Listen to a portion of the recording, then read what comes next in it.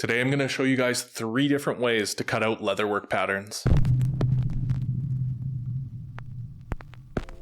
This is a pretty beginner level video, but for those of you that have been in the leather game for a decent little while, stick around to the end of the video for the last method.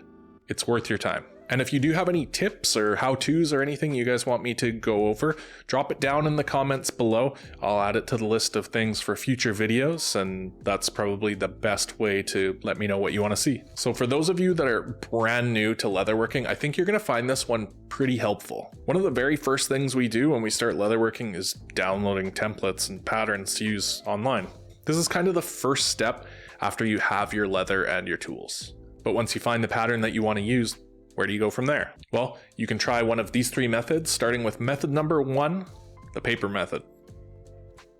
First, you're going to need to download it and print it out at 100% scale. This is very important, and if you've watched any amount of leatherworking YouTubers who give away patterns, you've probably heard them say that before. But for the sake of being thorough, we're just going to quickly burn through it. Open your PDF and press Control or Command P, or just press the print button or however you get to the print menu. Look for something that's like more settings, just like I have here. Now look for scale. Just make sure it's at 100%. If not, things won't fit properly and you're gonna have a bad time. Now you should have something like this paper here.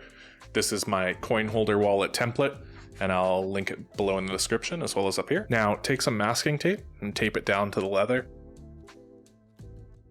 I found that masking tape doesn't really leave a mark on the leather as long as you peel it off right away.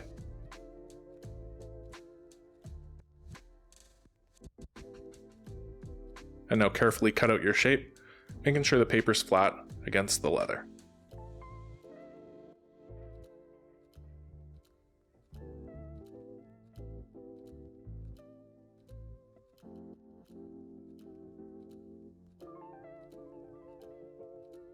If you do find that the paper kind of bubbles up off of the leather, what you can do is actually cut a small hole in the middle of the design and then tape it there.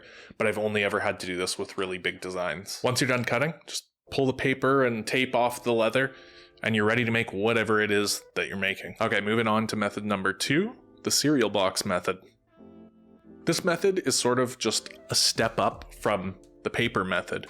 But honestly, I've only really used this before on things that I was going to make frequently, or at least more than one of. The beauty of the cereal box method is that you end up with a reusable template that you can use more than once, whereas the paper method, you cut it out and that's it, you need to print it again. Now you're going to need to grab a box of cereal, and I found that the best for this is Cinnamon Toast Crunch chocolate churros. That's not a sponsor or anything, I just really like those.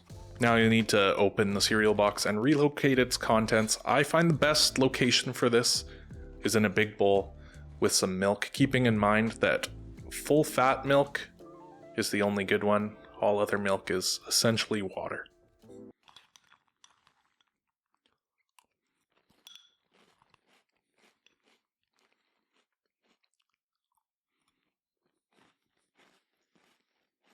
Okay, so I'm sure it's pretty obvious, but since this is the internet, I'm just gonna go ahead and say it. You can use whatever cereal box you want. I was just joking. This is the one I saw in the store, and it looked pretty good. I just have this feeling I'm just gonna get these comments saying that they don't have chocolate churro cereal where they are. You don't need it. The cereal boxes are all the same. But comment away. Once you found a safe location for the cereal, you're going to want to flatten the box and then dig out one of those glue sticks from your kid's pencil box. If you don't have a kid, you can still buy these glue sticks at the store. Glue the template to the box and then just give it a second to dry. Now we're going to cut it out just the same way we did in method number 1. And you should end up with something like this.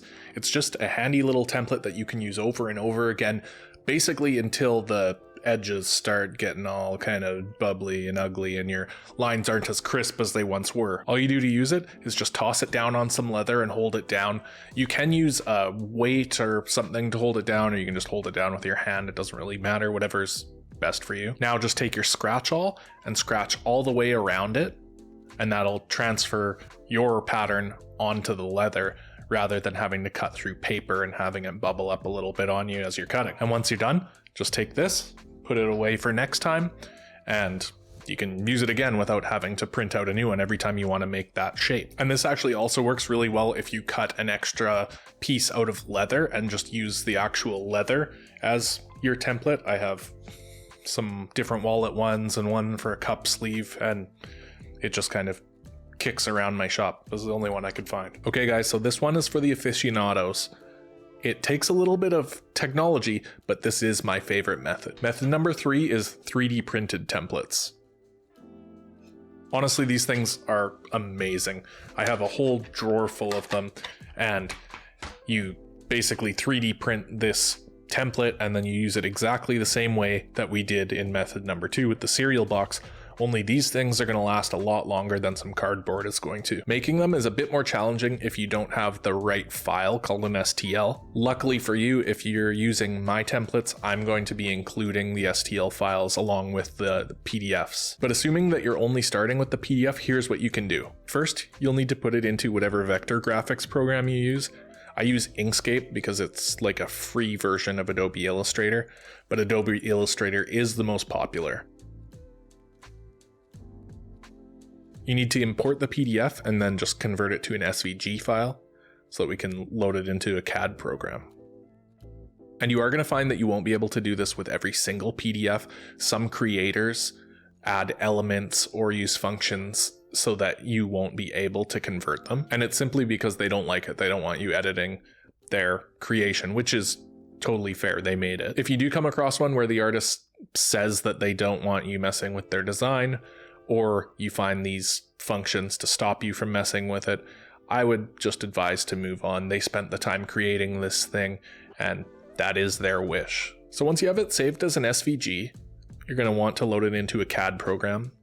I use Fusion 360 normally, but just for the sake of an easy walkthrough in this video, we're just going to load it up into Tinkercad. And you can find Tinkercad just by going to this website here, and I will also leave a link in the description to it. So once you have Tinkercad open, just import your SVG.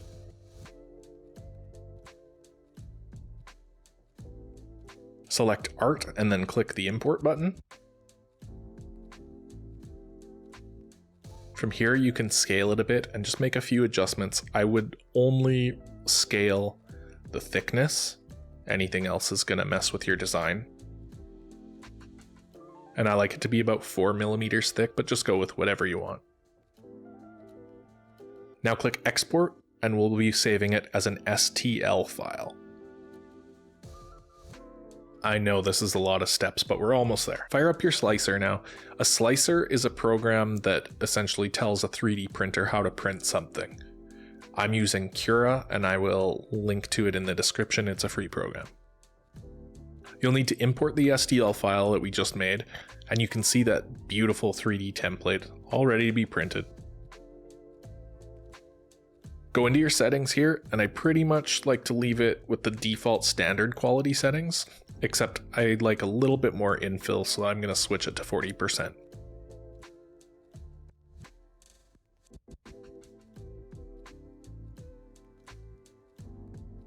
I also like to start by printing a brim.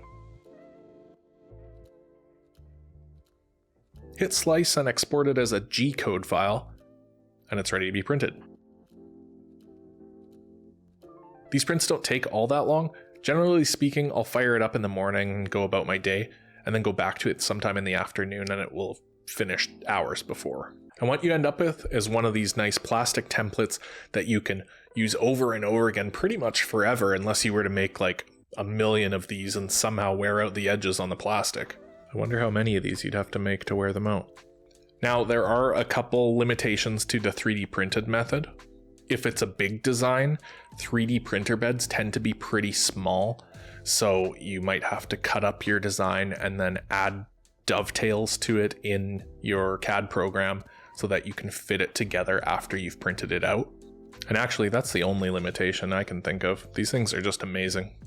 So each of these methods really have their own place. I wouldn't say that one is best and the other ones are useless. I still print out a paper template and make something quickly if I'm just doing kind of a one-off. Sometimes making a 3D printed template is just a lot of steps and takes a long time, and if you want to make something right away, then the paper or the cardboard are going to be your go-to. Anyway, give them all a shot and let me know what you think. Let me know which one's your favorite. And now what you came here to see, B-roll of me eating a bowl of cereal.